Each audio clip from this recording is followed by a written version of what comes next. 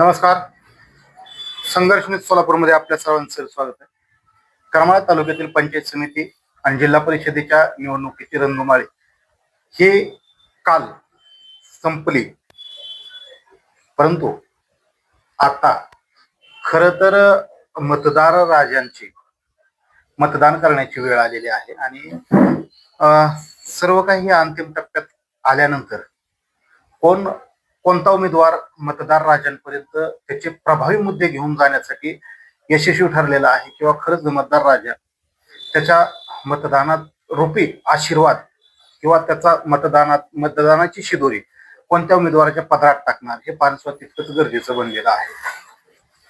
त्याच अनुषंगाने तिसरे पंचायत समिती गणातून जे अपक्ष उमेदवार होते आणि खरं तर जे ठाकरे पक्षाचे युवा सेनेचे तालुका अध्यक्ष त्यांनी त्यांच्या समाजकार्यातून त्यांची वेगळी ओळख निर्माण केलेली आहे. शाहूदादा फरतडे म्हटलं की करमाळा तालुका सोलापूर जिल्ह्यामध्ये एक वेगळं नावाचं वलय आहे आणि त्यांचे सुपुत्र समाधान फरतडे हे त्यांचं भविष्य या पंचायत समितीच्या निवडणुकीमध्ये आजमावत आहेत. तेच आज या ठिकाणी आज आपल्याला त्यांचे म्हणजे काय नेमकं मतदारांना आव्हान करणार हे आपण त्यांच्याकडून जाणून घ्या. नमस्कार. खरं तर पंचायत समितीची निवडणूक ही सर्वसामान्य जनतेची निवडणूक असते. आपण या निवडणुकीमध्ये आपलं भविष्य आजमावत असताना किंवा मतदार राजापर्यंत पोहोचत असताना कोणत्या अडचणी कोणत्या समस्या आपल्याला जाणवल्या? नमस्कार. पूर्व भागातील स्वाभिमानी मतदार बंधू भगिनींना प्रथमतः माझा सप्रेम नमस्कार. गेल्या 1 तारखेपासून खऱ्या अर्थानं प्रचाराला सुरुवात झाली, कारण माझे 4-5 दिवस चिन्ह नसल्यामुळं वायाला गेले. मी पहिल्यांदा शिवसेना उद्धव बाळासाहेब ठाकरे पक्षाकडून फॉर्म भरला होता, परंतु काही कारणाने मला एबी फॉर्म मिळू शकला नाही. त्यानंतर देखील मी सर्वसामान्य जनतेचा मला असलेला पाठिंबा आणि त्यांची मी निवडणूक लढवावी अशी असलेली इच्छा या जोरावर मी माझा अपक्ष फॉर्म ठेवला आणि मला योगायोगानं छत्री हे चिन्ह मिळालं. छत्री आणि विजयाची खात्री हे समीकरण करमाळा नगरपालिकेपासून जे सुरू झालंय तेच आता ग्रामीण भागात सुद्धा दिसून येईल याची मला खात्री आहे. आता तुम्ही जो मुद्दा विचारला की तुम्ही कुठल्या मुद्द्यावर निवडणुकीच्या प्रचाराला सामोरे गेला, तर पूर्व भाग हा खरं तर पहिल्यापासूनच नेते मंडळी करून दुर्लक्षित आणि उपेक्षित झालेला, विकासापासून उपेक्षित झालेला. फक्त निवडणुकीपुरतं या भागाला आश्वासनाचं गाजर दाखवलं जातं आणि त्यानंतर त्या मूलभूत प्रश्नाकडे अनेक वर्ष दुर्लक्ष केलं जातं. त्याचबरोबर आमच्या भागात एक बऱ्याच दिवसापासून अशी नाराजी होती की आयात उमेदवार लादला जायचा, जो त्या मतदारसंघाच्या बाहेरचा असायचा. ही भूमिका बऱ्याच दिवसापासून सुरू होती. यावेळेस त्या भूमिकेला थोडा विरोध झाला आणि काही लोक स्थानिक उमेदवार या ठिकाणी मिळाले. त्याचबरोबर जे स्थानिक उमेदवार मिळाले असं म्हटलं जात असलं तरी जे उमेदवार आहेत त्या उमेदवारांची नाळ या पूर्व भागातल्या नागरिकांची आणि समस्यांची कुठेही मिळती जुळती नाही, याचं दुर्दैव वाटतं. आता लोकांनी विचार केला पाहिजे की जे आपले प्रश्न आहेत, मग आता तुम्हाला सांगतो हिसऱ्यापासून गौंडरेपर्यंतच्या रस्त्याचा प्रश्न बिकट गेले अनेक वर्ष आहे. कोळगाव मधील माझ्या काही युवकांनी आव्हान केलं होतं की पालकमंत्री, खासदार, आमदार यांनी या रस्त्यावरून प्रवास करून दाखवावा. अजूनही तीच अवस्था आहे. तिसरे येथील पुलाच्या उंचीचा जो प्रश्न होता तो मी सातत्याने त्याच्यावर आंदोलन केली. आता त्या पुलाचं काम सुरू आहे. कोळगाव सबस्टेशनचा विषय तोच आहे की तिथं 5 MU चा ट्रान्सफर नाही आणि गेल्या 4-5 वर्षापासून आम्हाला 6 तास वीज मिळते आणि वीज बिल मात्र 8 तासाचं 12 तासाचं लावलं जातं. असा एकमेव भाग आहे ह्या करमाळा तालुक्यातला की जिथं फक्त 5 MU चा ट्रान्सफर नाही. आणि त्याच्या पाठीमागची तर गोष्ट अशी की तो मंजूर झालाय आणि बसवल्याचं दाखवलंय, परंतु तो तिथं बसवला गेलेला नाही. त्याच्यामुळे तिथं फक्त 6 तास वीज मिळते. आज उन्हाळा सुरू झालाय, उन्हाळा तोंडावर आहे आणि अजून सुद्धा तिथं कुठल्याही प्रकारची दुरुस्ती झालेली नाही. उद्घाटन मात्र थाटात त्या ठिकाणी होतात, परंतु प्रश्न सुटलेला नसतो. प्रामुख्याने रस्ते, वीज आणि पाणी, मला वाटतं स्वातंत्र्यापासून ज्या निवडणुका होत्यात ह्या 3च मुद्द्यावर, रस्ते, पाणी आणि वीज, आणि आज दुर्दैव आहे की आज सुद्धा आम्हाला त्या पूर्व भागाला त्याच मुद्द्यावर भांडावं लागतंय की आमचे रस्ते नीट नाहीत, आम्हाला वीज नाही आणि पाणी उशाला आहे आमच्या, तरी आमच्या शेतकऱ्यांची पिकं उन्हाळ्यामध्ये नुकसान त्याचं होतं. त्याच्यामुळे ह्या मुद्द्यावर मी त्या ठिकाणी प्रचाराला सामोरं गेलो. खरं तर कोणत्याही भागाचा विकास करायचं म्हटलं की दळणवळणाचं साधन जे प्रमुख मानलं जातं तो रस्ता, ते दळणवळणाचं जर साधन जर ठीक असेल तर त्या भागाचा विकास साधला जातो. परंतु आपल्या भागामध्ये तोच प्रमुख मुद्दा प्रकर्षाने आजही जाणवतोय. काय कारण सांगाल? राजकीय उदासीनता का? राजकीय उदासीनता तर आहेच, परंतु त्याच्यापेक्षा आमच्या पूर्व भागातील जी काही राजकारण करणारी मंडळी आहेत, नेते मंडळी आहेत, जे या नेते मंडळींचं काम करत असतात, आमदार खासदार माजी आमदारांचं, हे अतिशय सहनशील लोक आहेत. त्यांनी ह्या नेत्यांना कुठलाच विरोध केला नाही. आज पश्चिम भागात तुम्ही बघा, 1 तास जरी वीज गेली तरी त्या पश्चिम भागातील प्रतिष्ठित नेते 1 तासाच्या आत रस्त्यावर उतरतात. आज पश्चिम भागातील रस्त्याची अवस्था एकदम आता सुसज्ज पद्धतीने आहे, कारण त्यांनी पहिलं प्राधान्याने त्यांच्या भागातलं रस्ते, कारण त्यांची लॉबी दबाव गट आहे त्यांच्या नेत्यांचा, म्हणजे त्या स्थानिक गाव पातळीवरच्या नेत्यांचा, जे पंचायत समितीला काम करत असतील, ग्रामपंचायतला काम करत असतील किंवा त्यांच्या गटाचे नेते म्हणून काम करत असतील, त्यांचा ह्या तालुक्यातल्या नेत्यांवर एक अंकुश आहे की पहिला निधी आमच्याकडे, पहिला विकास आमचा, मग काय असेल. तसा आमच्या पूर्व भागात कुठल्याही नेत्याचा ह्या तालुक्यातल्या नेत्यावर दबाव नाही. उलट ह्याच नेत्यांनी त्यांना गुलाम बनवल्यासारखी परिस्थिती करून ठेवली. ना ह्यांना उमेदवार निवडताना विश्वासात घेतलं जात नाही, ना कुठल्याही विकासाच्या प्रक्रियेत उमेदवार लादला जातो. आज जे उमेदवार आहेत, तो एक उमेदवार जर आमच्या गणातले जर सोडले की जे थोडेसे परिचित आहेत संघटनेच्या माध्यमातून, इतर जे उमेदवार आहेत 1 महिन्यात उमेदवार तयार झाले.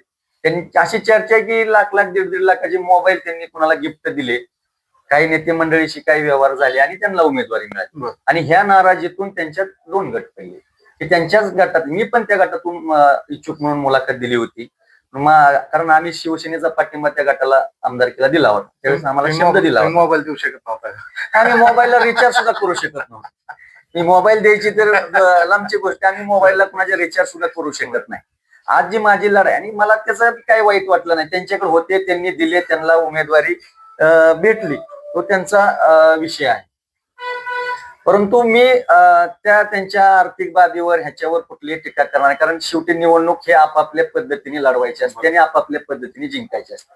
ज्यांच्याकडं वाटण्याची साधनं आहेत, काही परिस्थिती आहे, त्यांनी खुशाल त्यांना हे, आपल्याकडे नाही. आणि असतं तरी, कारण मी काल परवाच, आज तुम्हाला मुलाखतीत बोलतोय असं नाही की मी काल परवाच एक लेख लिहून माझं मत त्या ठिकाणी टाकलेले की मूळ म्हणजे चळवळीत काम करत असताना एक सर्वसाधारण जरी प्रश्न आला कुणाचा की कॉटेज पर्यंत आपण धावून जायचं, तहसील कचेरीमध्ये जायचं, एखाद्याच्या विद्यार्थ्याचं ऍडमिशन आहे, त्यांना तात्काळ उत्पन्नाचा दाखला पाहिजे आणि उद्या त्याची मुदत संपली, तर आपण तो 1 दिवसात ऍडजस्ट करून तिथं काढून द्यायचा.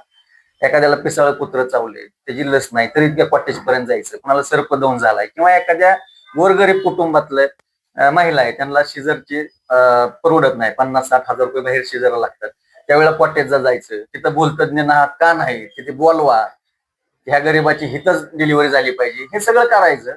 आणि जनतेने मात्र कुठंतरी आज 4 पैशावर आपलं बहुमूल मत विकायचं.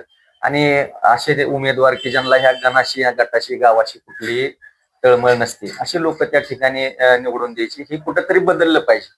आणि त्या भावनेतूनच मी निवडणुकीला सामोरं जात असताना मी लिहिलं की काम करायचं, आणि काम करून जर पैसे वाटून, दारू पाजून, ढाब्यावर जेवण घालून जर निवडणुका जिंकायच्या असतील तर ते आपल्याला आयुष्यात जमणार नाही. मी कुठलीही निवडणूक, ग्रामपंचायत असो किंवा ही, पैशाच्या आणि जेवणावळी आणि दारू पाजून लढवणार नाही. भले माझ्या आयुष्यात मला गुलाल नाही लागला तरी चालेल, परंतु मी तत्वाशी तडजोड करणार नाही. काय आपल्याला नुसती निवडणूक जिंकायची नाही, तर माणसांची मनं जिंकायच्यात आणि माणसांचा स्वाभिमान जागा करायचा आहे. म्हणून मी माझ्या वचननाम्यावर सुद्धा लिहिले की पूर्व भागातील स्वाभिमानी जनते हो, आता वेळ आली आहे इतिहास घडवण्याची. हे खराब रस्ते, उन्हाळ्यात 6 तास लाईट, सबस्टेशनचे घोटाळे, ह्या सगळ्याचा जर आपल्याला बदला घ्यायचा असेल, आणि दुसरी गोष्ट जे तुम्हाला गृहीत धरलं जाते की तुमच्या सुखदुःखात नसलेले उमेदवार तुमच्यावर लादले जात आहेत, आणि तरी तुम्ही त्या नेत्यांचं उद करत असताल, तर तुम्ही मानसिक गुलामगिरी स्वीकारलेली. आणि मला माझ्या विजयापेक्षा सर्वसामान्य जनतेची जी मानसिक गुलामगिरी आहे, त्या गुलामगिरीतून लोकांना मोकळं करायचं. म्हणून मी लोकांना सांगितलं की माझा विजय हा सर्वसामान्य जनतेचा विजय असणार आहे. ह्या पूर्व भागातील स्वाभिमानी जनतेचा विजय असणार आहे. आणि इतर उमेदवारांचे जे विजय झाले तर ते पैशाच्या जोरावर, पार्टीच्या आणि गटातटाच्या जोरावर विजय झालेले असणार आहेत. उद्या जर पूर्व भागातला कुठलाही प्रश्न आला तर ते पंचायत समिती सदस्य किंवा जिल्हा परिषद सदस्य त्या प्रश्नावर, ह्या लोकप्रतिनिधीवर, आजी माजी लोकप्रतिनिधीवर कुठल्याही प्रकारची टीका करू शकत नाही किंवा आवाज देखील उठवू शकत नाही. त्यांनी बस म्हणलं की बसायचं आणि उठ म्हणलं की उठायचं, अशी यांची अवस्था होणार. त्यामुळे खऱ्या अर्थानं कालचंच उदाहरण, आमच्या भागातले एक पालक आहेत, तर आमच्या काही विद्यार्थ्यांनी इथं अडकून पडले होत्या. 2 वाजल्यापासून 6 वाजत आले तरी एसटीचा प्रश्न आहे. त्या माणसाने मला फोन लावला आणि सांगितलं की आमचा एसटीचा प्रश्न आहे, तेवढं बघा पुरी अडकून पडल्यात. त्याची कॉल रेकॉर्डिंग मी कधी करत नाही, असं कधी आजपर्यंत मी कुठल्याही अधिकाऱ्याला कितीतरी प्रश्न सोडवलेत, पण कुठली क्लिप मी कधी व्हायरल केली नाही किंवा मी केलेल्या कामाचा मला असा गवगवा कधी खरा वाटत नाही. परंतु काल एक निवडणुकीच्या माध्यमातून सामोरं जात असताना कुठेतरी आपलं काम, की आपण कुठपर्यंत आहे, लोकांच्या आपल्याकडनं काय अपेक्षा आहेत, ह्या दाखवण्यासाठी मी ते रेकॉर्डिंग व्हायरल केलं. त्याबद्दल मी त्या अधिकाऱ्यांची सुद्धा माफी मागतो की मी आजपर्यंत असं केलेलं नाही. तर मी 2 मिनिटात त्यांचा गारानं ऐकलं की आमच्या मुली अडकून पडलेल्या आहेत आणि एसटी 6 वाजता झाल्या तरी नाही. दुपारपासून त्यांना फोन केला, त्यांनी एसटी उपलब्ध करून दिली, मुली गावापर्यंत पोहोचल्या. म्हणजे सर्वसामान्य लोकांचे प्रश्न काय असते तर अतिशय किरकोळ प्रश्न आहेत. उद्या ही लोक जर निवडून आली तर निवडून आल्यानंतर एकाची पुण्याला कंपनी आता भरमसाठ खर्च त्या ठिकाणी चालू आहे. त्यांना या ठिकाणी राहायला जमल का? साधं आहे की आज जर समजा तुम्ही अतिशय कामात असले किंवा एखादा व्यक्ती त्याच्या संग आपल्याला बोलायचंय, त्याच्याकडे आपलं काहीतरी काम आहे, त्याला महत्वाचं पुढे काहीतरी काम आहे ज्याच्यात त्याचा तोटा होऊ शकतो जर नाही थांबला तर तो आपल्याला वेळ देईल का? मग आज ह्या लोकांनी इथं पाण्यासारखा पैसा खर्च करायला सुरू केलाय. त्यांचे मोठे मोठे उद्योग आहेत, त्यांना यांचे उद्योगधंदे सांभाळावे लागणार आहेत. उद्या निवडून आल्यानंतर ही ह्या गणात किती वेळ राहणार आहे? 4 महिने 6 महिने ही यांचा उद्योग बघायला कोण पुण्याला जाईल, कोण आपले जे साईट कुठं कोकणात चालू आहे, कुठं परराज्यात यांच्या साईट चालू आहे तिथं जाणार आहेत. आणि त्यावेळेस जर तुमच्यावर काही प्रसंग आला किंवा तुमच्या गावातल्या एखाद्या सर्वसामान्य व्यक्तीला पंचायत समितीतली कुठली योजना घ्यायची किंवा एखादा दवाखान्याचा प्रश्न आहे, शासकीय कार्यालयातले एखादी कागदपत्र काढायचे, त्यावेळेस तुम्ही ह्यांना मदत मागू शकणार नाही. आणि फोन केला तरी ही लोक ह्या बारीक सारीक गोष्टीला तुमच्यापाशी अवलंबून उपलब्ध नसणार आहे. म्हणून तुम्ही, माझं सर्वसामान्य जनतेला आव्हान आहे की तुम्ही पैशावर आणि ह्याच्यावर मत घालवण्यापेक्षा कामावर मत द्यावेत. उपलब्ध होणारा व्यक्ती कोण आहे, ह्या गणातील सर्व प्रश्नाची जाणीव ज्याला आहे अशा लोकप्रतिनिधीच्या माग, उमेदवाराच्या माग लोकांनी उभा राहिलं पाहिजे. म्हणून आज मी आतापर्यंत जे काम केलेलं आहे, आता कोरोना काळामध्ये विनाकारण लोकांवर निर्बंध लादले जात होते, पण लशी मिळत नव्हत्या. मग आपण त्यावेळी दिलं कोरोना निर्बंध, लशीसाठ्याचं काय. परत आता दुष्काळात विद्यार्थ्यांना पास मोफत केले होते, परंतु ते जुने जे विद्यार्थी त्यांनाच, आणि आजपासून जे नोंदणी होणार आहे त्यांना मात्र मोफत पासाची सिस्टीम नव्हती. ते तुम्ही आज नोंदवता, आज नोंदवत असलो तरी आज दुष्काळच आहे ना, आजपासून अजून 2 महिने मला पास लागणार आहे, तर त्या विद्यार्थ्याला सुद्धा दुष्काळाच्या स्कीम मध्ये बसवलं पाहिजे. तर मी इथं लगेच मागणी केली की नवीन नोंदणी करणाऱ्या विद्यार्थ्याला सुद्धा मोफत पास दिला पाहिजे. आणि त्यावेळेस मला वाटतं 250 ते 300 विद्यार्थ्यांना मोफत पास दिला होता. 2 महिने एका कुटुंबातले 1000 रुपये जरी वाचले तर ह्या 200 कुटुंबाचे 2-2.5 लाख रुपये मी त्यावेळेस फायदा करून दिला. नोंद नसलेले जन्म मृत्यूचे दाखले देण्याचे 1 वर्ष 1.5 वर्ष बंद होतं. त्याच्यामुळे काय होतं, कुणाची वारस नोंद राहिली होती, कुणाचे नावात बदल करायचे राहिली होती, त्याच्यावर आपण आवाज उठवला. कुकडीचं जे ओव्हरफ्लोचं पाणी शिना-कोळगाव धरणात आलं पाहिजे. आता 1-3 वर्ष झालं आमचं धरण सुदैवानं भरते म्हणून आम्हाला त्याची तळमळ वाटत नाही, परंतु सुरुवातीच्या काळात 4-4 वर्षी वहिनी धरण कोरडं असायचं आणि उजनी मात्र ओव्हरफ्लो असायची, पाणी कर्नाटकला जायचं. तर तेच पाणी वळवून कुकडीद्वारे, आमच्या मांगीद्वारे शिना-कोळगाव मध्ये सोडावं, यासाठी आम्ही ऐतिहासिक पायी दिंडी करमाळ्यात मुंबई काढली. बरोबर, शाहूदादा फरतडेंनी दादांच्या नेतृत्वाखाली. आणि त्याच्यामुळं दादांचं काम आजपर्यंत या भागासाठी केलेलं आंदोलन, कारण एक वेळेस पूर्ण धरण रिकामं झालं होतं, थोडा पाणी साठा होता आणि त्यावेळेस धाराशिवकडल्या महावितरणनी आदेश काढले की आम्हाला पिण्यासाठी पाणी राखीव ठेवलं पाहिजे आणि ह्यांना प्रत दिली करमाळा महावितरणला. त्यांनी पण शेतकऱ्याला नोटिसा काढल्या आणि पूर्ण वीज खंडित केली होती. त्यावेळेला आता अशी परिस्थिती की सगळ्यांच्या दारात दुभती जनावर आहेत, काही गुरढोर आहेत, मशागती करण्यासाठी बैल आहेत, ह्यांना चाऱ्याचा प्रश्न बिकट झाला. शेतात थोडा थोडा चारा जो असतो वला चारा किंवा पिण्याच्या पाण्यासाठी वाडी वस्तीवर मोटर लाईटच बंद तर पाणी कसं प्यायचं, त्यावेळेस 2 तास तरी वीज द्या अशी मागणी आमची होती. त्याच्यावर दखल घेतली जात नव्हती. त्यावेळेस आम्ही ह्या 10 ते 15 गावात सगळीकडे बैठका घेतल्या, कॉर्नर सभा घेतल्या. त्यावेळेस प्रचार होता का? त्यावेळेस गाडी करून आम्ही त्या गावात गेलो, पुकारलं की आपल्यावर हे संकट आहे, चला आपल्याला लढावं लागेल. मोर्चा काढला, 1,500-2,000 लोक त्या मोर्चाला साक्षीदार आहेत त्या भागातली. आणि त्यावेळेस आम्ही दिले की 2 तास तरी आम्हाला वीज उपलब्ध करून द्या. आणि त्या आंदोलनानंतर आम्हाला 2 तास वीज उपलब्ध राहिली आणि आमचा तो पाण्याचा प्रश्न मिटला. आज मला त्या पूर्व भागातल्या मशेवाडीपासून ते गौंडऱ्यापर्यंत प्रत्येक गावातील एक ना एक समस्या मला माहिती. आता हिसऱ्यातल्या कॅनलवरून रोड जाणार आहे, त्याचं सर्वेक्षण चालू आहे. मग करंजे पासून ते भालेवाडी तरंगे वस्तीपर्यंत एक कॅनल आहे आणि दर पावसाळ्यात त्या कॅनलवर शेतकऱ्यांची एवढी बिकट अवस्था होती की विचारू नका. तर त्या कॅनलवरून त्याचं काहीतरी वर्गीकरण बांधकाम विभागाकडे करून त्या कॅनलवरून एक चांगला रस्ता व्हावा असं एक माझं विजन आहे. आता मिरगावांमध्ये नदीचं पाणी पूर्ण दूषित आहे आणि त्या मिरगावांमध्ये पाण्याचा एकही फिल्टर नाही ग्रामपंचायतचा. एक तरंगे वस्ती म्हणून गाव आहे, छोटी वाडी आहे त्या मिरगावांना जोडून. त्या तरंगे वस्तीवर 200-300 लोक आहेत. खाली शिंदे वस्ती म्हणून एक आहे, तिथं 200-300 लोक वस्ती. त्यांना पिण्याच्या पाण्यासाठी फिल्टर नाही. तुम्हाला खोटं वाटेल, ही लोक मंगळवाडीवरून 5 रुपये लिटरने पाणी आणतात.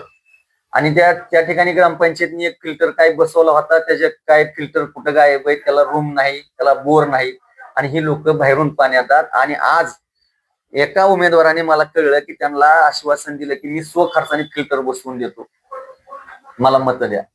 मग आता मला सांगा, ही अशी जर निवडणूक काळात जर अशा फसव्या घोषणा होत असतील, ह्या योजना आहेत ना, ह्याला ग्रामपंचायत आणि पंचायत समितीतनं निधी, मग तुम्ही पंचायत समिती सदस्य कशाला होताय? तुम्ही स्वखर्चाने सगळं करून द्या ना. काय आता रस्ते करायला चालू आहे, ही रस्ते करणारी मंडळी कोण आहे? मुरुम कुठनं आणायचा? मुरुम चोरून आणायचा गावातनच, त्या रस्त्यावर रातचं त्याची रॉयल्टी बुडवून तो मुरुम टाकून द्यायचा आणि ह्याच्यावर प्रशासनाचं काहीच नियंत्रण नाही. आज गावगाव मुरुम टाकून रस्ते झाले, ठीक आहे, लोकांची गैरसोय कळली, ह्याबद्दल आनंद आहे. प्रशासन काय करत? कुठून आला, कसा आला, आताच का आला, कोण बघायला तयार नाही. बरं, ह्याच्यासाठी ह्यांचे कोण आलेले पैसे, जे कॉन्ट्रॅक्ट घेतात त्या कॉन्ट्रॅक्ट मधला मुरुम खायचा, त्यातलं डांबर हाणायचं आणि ही ग्रामीण भागात वाटायचं, आमिष दाखवून मतं घ्यायची. ही प्रकार कुठंतरी थांबला पाहिजे. तुम्ही माझं सर्वसामान्य जनतेला एकच आव्हान आहे की दररोज या भागाशी निगडीत आणि भागाच्या प्रश्नावर संघर्ष करणारे व्यक्तीच्या तुम्ही पाठीशी राहिलं पाहिजे. कारण 5 वर्षातनं निवडणुका लागल्यानंतर ही नेते मंडळी ह्या 1-2-4 महिन्यासाठी वाटल तो खर्च करायला तयार आहेत. काही तुम्हाला आमिष दाखवतील, परंतु त्यानंतर 5 वर्ष तुम्हाला गुलामासारखं त्यांच्या पुढे कुठलाही आवाज उठवता येणार नाही. त्यामुळे आपल्या मताचं मोल लोकांनी ओळखावं. आणि आम्ही निवडणुकीला पुढे जायचं जे धाडस केलं ते सर्वसामान्य कुटुंबाच्या जोरावर केलेलं आहे.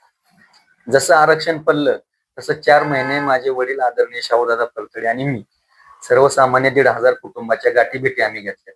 त्यांना आपण केलेलं काम आणि भविष्यात काय आपल्याला काम करायचंय या सगळ्या गोष्टीचं आपण त्या ठिकाणी त्यांना पटवून दिलं आणि त्यांनी आपल्याला शब्द दिला की आपल्या कुटुंबातली 5-6 मतं तुम्हाला आम्ही नक्की देणार आहे. आम्ही कुठल्याही पार्टीला असू, कुठल्याही गटाला असू, काय या सर्वसामान्य लोकांनी जर मला दिलेला शब्द पाळला तर या सर्वसामान्य जनतेच्या जोरावर माझा विजय हा त्या ठिकाणी निश्चित होईल.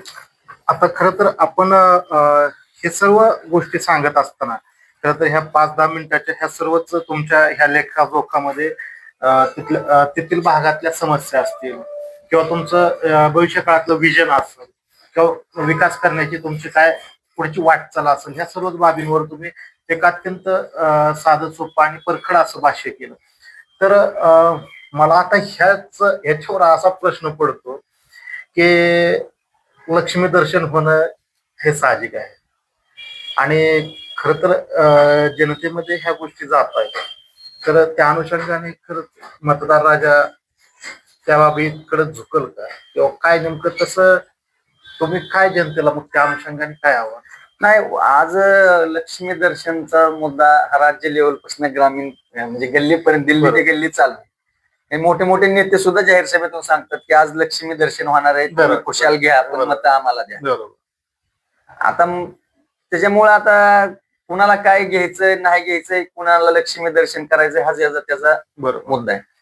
परंतु मी तेच सांगतोय की जर लक्ष्मी दर्शन घेऊन तुम्ही मतं दिली, एक आज तुम्ही 1000, 1500 किंवा 5 वर्ष 1000 तुमच्या भागाच्या विकासाला तिकडं मुकणार आहेत तुम्ही.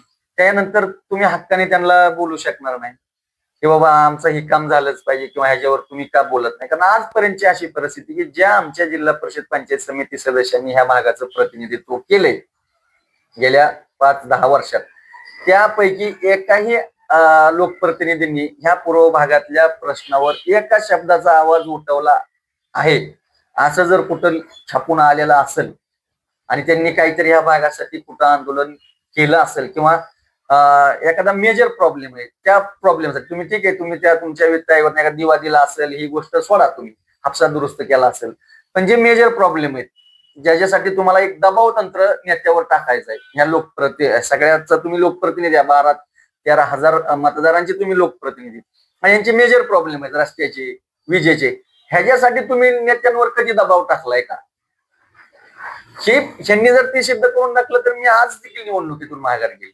मग तुम्ही फंड ही किरकोळ कामं करणारच आहेत ना, तुम्ही कुठेतरी दिवा बसवणार आहे, कुठेतरी गटाराचे काम हे करणार आहेत, पण जो काही पश्चिम भाग आणि पूर्व भाग याची तुलना केल्यावर मी जे तुम्हाला सांगितलं की पश्चिम भागातील नेते लॉबिंग करून आपले प्रश्न सोडून घेतात, पण पूर्व भागात तशी परिस्थिती होत नाही आणि मला तीच परिस्थिती बदलायची. आज आमच्या भागात आरोग्य व्यवस्था ढासळलेली, अपवाद जर वगळला तर उपकेंद्रावरून सुविधा मिळत नाहीत. एवढी मोठी मोठी उपकेंद्र आहेत, परंतु उपकेंद्रावर औषधाचा उपलब्धता नसते कधी, किंवा गावातील लोक त्या ठिकाणी जाऊन उपद्रव करतात, मग त्या ठिकाणी त्या कोट्याच्या आवारातच कुठंतरी दारूच्या बाटल्या सापडतात, त्या स्वच्छता करणाऱ्या ज्या असतात त्या कॉटेज मध्ये, त्यांना म्हणजे खेदाने मी सांगतो की वेगळ्या प्रकारची पाकिटं सुद्धा तिथं उचलावं लागतात, हे मी माझ्या डोळ्याने बघितलं. ह्या ग्रामपंचायत सुद्धा यांच्यावर अंकुश नसतो. मग त्या महिला तिथं स्वच्छता करायला आहेत, काही अशी घाण काढायला, मग ह्या असं जर वातावरण असेल, तिथल्या शौचालयाची कॉटेज मधल्या त्या आरोग्य केंद्रातले जे शौचालय त्याची दुरावस्था असेल तर त्या शिस्तर तिथं राहणार कशा? मग ह्याच्यावर अंकुश कोणाला आहे? त्या सरपंचाचं दुर्लक्ष, ग्रामपंचायतीचं दुर्लक्ष, पंचायत समिती सदस्याला हे काय खाली प्रॉब्लेम चालू ही माहित नाही, मग त्यांनी तिथं जर नाही राहिल्या तर मग ह्याच्यातनं बोगस डॉक्टरांचा सुळसुळाट चालू तालुक्यात. बरोबर. मग त्याच्यातनं कुणाचं तरी एखादं पॉवरचं इंजेक्शन दिलं जाते. आमच्या पळगाव मध्ये ज्या एका माणसाचा पायच गेलाय, खुबाच गेलाय त्या इंजेक्शननी, कोण आहे ह्याच्यावर अंकुश नाही. हे सर्वसामान्याचे जे प्रश्न आहेत पंचायत समिती सदस्य किंवा तो जिल्हा परिषद सोडवू शकतो, हेच प्रॉब्लेम आहेत. आणि ह्याच्याकडे कुणाचं, आता सरकारी दवाखाने हे जे आहेत जनावरांचे, पण एक बी सरकारी दवाखान्यातला डॉक्टर घरी जाऊन ट्रीटमेंट करत नाही, उलट त्यांचे स्वतःचे हे चालू असते, म्हणजे प्रॅक्टिस चालू असते. एक दुर्दैवानं बोलावं लागते आपल्याला, त्यांच्यावर आरोप करायचा नाही, अशी परिस्थिती होती जिथं पूर्ण वेळ डॉक्टर आहे. माझं काय म्हणणं आहे की जसं जनतेचं लोकांसाठी म्हणजे माणसांसाठी जसं फिरतं वैद्यकीय पथक आहे, तसं तुम्ही पशुवैद्यकीय सुद्धा फिरतं करा. ही दिली मागणी, करमाळ तालुक्यात फिरता दवाखाना सुरू करा 2 वर्षापूर्वी, तुम्ही ती बातमी माझी छापली पण, आणि आहेत माढा तालुक्यात जावा तुम्ही, तिथं फिरता पशुवैद्यकीय दवाखाना आहे, ती पथकच आहे त्यांची, काय अँब्युलन्स आहे त्यांची, जर ती असेल तर तिथं जाऊन ती ही करते. आणि ह्याच्यापेक्षा आपल्या जिल्ह्याचं बोलायचं झालं तर पुणे जिल्ह्यात तर पूर्ण जनावरांचा सिटी स्कॅन ही ती करणारे ऍडव्हान्स आहेत, ते तर मोठं आहे, तो माझ्या आवाक्याच्या बाहेरचा, पण निदान माढा तालुक्यात जो फिरता पशुवैद्यकीय दवाखाना होतो, माळशिरसला होतो, तो करमाळ्यात ते अँब्युलन्स का उपलब्ध होत नाही? आणि ह्याच्यावर आजपर्यंत कोण बोलला का? नाही बोलला. आणि हे प्रश्न सर्वसामान्य जनतेचे जे प्रश्न आहेत ते माझे दररोजचे प्रश्न आहेत, कारण मी पण दररोज त्याच प्रश्न झगडतोय. आज वाडी वस्तीवर सिंगल पेज लाईट नव्हती, आणि सिंगल पेज लाईट नाही, बिबट्याचा सुळसुळाट आहे, विद्यार्थ्यांच्या अभ्यासाचा प्रश्न आहे, ते लोक फोन करायची, किंवा कधी कधी ते मला बी त्याचा त्रास झालेला आहे. त्यामुळे लोकांच्या फोन यायच्या आधी आपलं त्याच्यावर ट्रीटमेंट असायचं की उद्यापासून सिंगल पेज चालू नाही केली तर आपण मार्ग निघला पाहिजे, सोल्युशन, आणि तेच चालू राहायचं. आज बघा बऱ्याच भागात सिंगल पेज लाईट बनते, पण आमच्या भागात आम्ही सातत्याने ओरडून सिंगल पेज लाईट चालू ठेवतो. एक दिवस जरी बंद झाली तरी पहिला आवाज हा त्या ठिकाणी माझा असतो, आणि ह्या भागातल्या लोकांना हे माहित आहे. तर नक्कीच हे होते युवा सेनेचे तालुका अध्यक्ष शंभूराजे फरतडे. खर तर विविध समस्या आणि त्या समस्यांवर उपाययोजना, मग त्या समस्या कोणत्याही असो, यामध्ये त्यांनी त्यांचा वचननामा दिलेला आहे. त्या वचननाम्यामध्ये जे काही त्यांनी सांगितलेलं आहे की पूर्व भागातील स्वाभिमानी जनते हो, आता वेळ आली आहे इतिहास घडवण्याची. खराब रस्ते, ऐन उन्हाळ्यात फक्त 6 तास लाईट, सबस्टेशन घोटाळा, या सर्वांचा बदल घडवण्याची वेळ आली आहे. म्हणजेच ही जे आहे हे खर तर त्यांनी त्यांच्या वचननाम्यामध्ये दिलेलं आहे. त्याचप्रमाणे जर त्यांच्या वचननाम्याचं जर पाहिलं की आम्ही कशासाठी ही निवडणूक लढत आहे आणि ही निवडणुकीच्या माध्यमातून येणाऱ्या भविष्य काळामध्ये नेमकं आम्ही काय कामं करणार आहे, हे त्यांनी त्यांच्या वचननाम्यामध्ये हे परखडपणे आणि महत्वाचे मुद्दे दिलेले आहेत. त्याचप्रमाणे ज्या गेल्या अनेक वर्षांपासून त्यांनी शिवसेनेच्या माध्यमातून जी कामं केलेली आहेत, कोळगाव सबस्टेशनचा 3 तास वीज पुरवठ्या संदर्भातलं युवा सेनेच्या आंदोलनाचा इशारा असेल, जन्म मृत्यू नोंदण्यात दाखले नोंदणी करण्याचा विषय असेल, किंवा ओव्हरफ्लोचा पाण्याचा विषय, करमाळ्यात फिरता पशुवैद्यकीय दवाखाना, आताच त्यांनी त्याच्याविषयी सविस्तर आज सांगितलं. शेतकऱ्यांना 15 दिवसात पैसे मिळाले नाही तर रास्ता रोको आंदोलन करणार. अतिरिक्त पाण्याने नेरळे तलाव भरून घ्या. परत शिवारोग्य सेनेच्या नेत्र शिबिरात 600 रुग्णांची तपासणी. म्हणजे वेगवेगळे असे मुद्दे आहेत ज्यांनी ह्या अशा अनेक मुद्द्यांवर हात घालत असताना त्यांनी काहीतरी समाज मनाचा ठाव घेऊन त्यांनी ह्या मुद्द्यांचा कुठंतरी एक समाजाला त्याचा जो पूर्वलक्षित भाग राहतोय किंवा त्या भागाकडे ह्या समस्या प्रामुख्याने जाणवतात, अशा समस्या सुटल्या पाहिजे यासाठी त्यांनी त्याच्यावर आधीच उपाययोजना करण्याच्या अनुषंगाने सुद्धा तालुक्याच्या अनुषंगाने या सर्व गोष्टींची निवेदनं किंवा वेळ पडली आंदोलन, रस्त्यावर उतरण्याची वेळ, ह्या खरं तर आपण त्यांना शंभूराजे म्हणतोय. त्यांचं नाव समाधान फरतडे. आणि खरं तर जे शाहूदादा फरतडे आधीच सांगितलं की जिल्ह्यामध्ये त्यांचं आदराने नाव घेतलं जातं. असे शाहूदादा फरतडे यांचे हे सुपुत्र आहेत. त्यामुळे येत्या ह्या निवडणुकीमध्ये ते त्यांचं भविष्य आजमावत असताना त्यांचं हे जे चिन्ह आहे ते छत्री चिन्ह आहे. या त्यांनी सांगितलं की पैशाच्या माध्यमातून उमेदवारी कुठंतरी विकल्या गेलेल्या आहेत उमेदवाऱ्या, आणि खर तर भागाशी काही संबंध नसलेल्या व्यक्तींना सुद्धा उमेदवारी दिल्या गेलेल्या आहेत. त्या ठिकाणच्या समस्यांची जाण असणाऱ्या व्यक्तीला उमेदवारी देणं गरजेचं आहे, किंवा त्या ठिकाणची समस्या सुटणाऱ्या व्यक्ती त्या ठिकाणी निवडून येणं गरजेचं आहे. अशा प्रकारचं सुद्धा एक परखड मत त्यांनी व्यक्त केलं आहे. विविध भागाच्या ज्या काही समस्या असतील त्यांच्या भागामध्ये हिसरे गणातील जे गाव आहेत त्यांनी प्रत्येक गावामध्ये कोणती समस्या आहे त्याचा एक लेखाजोखा धावता आढावा त्यांनी त्यांच्या ह्या पूर्ण ह्या सर्वच म्हणजे त्यांनी जे काही वक्तव्य केले त्यामध्ये खूप सुंदर असं त्यांनी ते सर्व समस्यांचं विवेचन केलं आणि त्याच्यावर काय उपाययोजना करता येते. आणि जनतेने जर मला मतदान रूपी आशीर्वाद दिला तर त्याच्यावर नक्कीच सोल्युशन काढेल आणि जनतेला सुद्धा घरातला उमेदवार आहे आणि निम्या रात्रीचं सुद्धा समाधान उठ आणि ते माझं काम कर असं म्हणण्याचा हक्क राहील, अशा प्रकारचं हे त्यांनी वक्तव्य या ठिकाणी केलेलं आहे.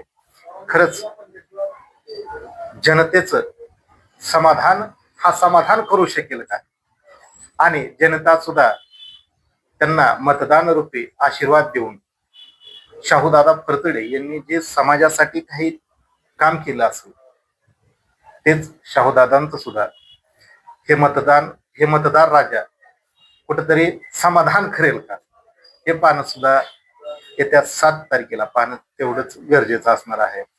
खरं तर मतदान आपण का करायचं, कुणाला करायचं, तो प्रत्येक मतदाराचा अधिकार आहे. आम्ही सांगणार नाही की तुम्ही कुणाला मतदान करा, परंतु नक्कीच एवढं सांगू की येत्या 7 तारखेला मतदान करा. पुढच्या 5 वर्षाच्या भविष्याचा अंदाज घेत असताना आपल्या भागाचा विकास करणार कोण, ह्या उमेदवाराची नक्कीच पारख करा आणि योग्य उमेदवाराला आणि विकासाला मत द्या. तरच आपल्या भागाचा जो विकासापासून लांब राहतोय त्या भागाचा विकास होईल, हे तरी आम्ही सांगू शकतो. त्यामुळे येत्या 7 तारखेला मतदान करा आणि आपल्या भागासाठी योग्य उमेदवाराची निवड करा. तरी शंभूराजे, आज आपण त्या धामधुमीमध्ये सुद्धा खूप वेळात वेळ काढून खरं तर आपले हे अनमोल विचार किंवा एक उमेदवाराचे येणाऱ्या काळामध्ये किंवा आपली काय ह्या सर्वच बाबींवर कशा प्रकारे उपाययोजना असतील किंवा काय समस्या आहेत हे सांगितलं. त्याबद्दल खरं तर जनता कशी मतदान रूपी आशीर्वाद देईल हे स्वतः तेवढंच पाहणं गरजेचं आहे. परंतु आपण वेळात वेळ काढून आपले या ठिकाणी अनमोल विचार त्या ठिकाणी सांगितले त्याबद्दल धन्यवाद. मी तुमचे आभार मानतो, कारण आजचा जमाना जसा लक्ष्मी दर्शनाचा आहे तसाच पेड पत्रकारितेचा आलाय. पण सुदैवानं आपल्या करमाळा तालुक्यातले सर्वच पत्रकार स्वाभिमानी विचाराचे आहेत आणि ह्या पेड पत्रिकेला थारा देणारे नाहीत. म्हणून तुम्ही आज स्वतःहून फोन करून माझी मुलाखत या ठिकाणी घेतली, त्याबद्दल तुमचं लाख लाख धन्यवाद मानतो. आणि सर्वच पत्रकार बांधवांनी मला जे आजपर्यंत सहकार्य केलं त्यांचं सुद्धा धन्यवाद मानतो. आणि माझ्या पूर्व भागातील स्वाभिमानी जनतेला पुन्हा एकदा आवाहन करतो की माझ्या छत्री चिन्हासमोरील बटन दाबून मला विजय करा. आपलं मत वाया जाणार नाही, आणि मत वाया गेले किंवा आपल्याकडून चुकीचं बटन दाबलं गेले अशी भावना तुम्हाला आयुष्यात होणार नाही. उलट मला मत दिल्याचा अभिमान वाटेल एवढं खात्रीला एक सांगतो. आणि म्हणून छत्री या चिन्हासमोरील बटन दाबा एवढं आवाहन करतो. धन्यवाद. जय हिंद, जय महाराष्ट्र.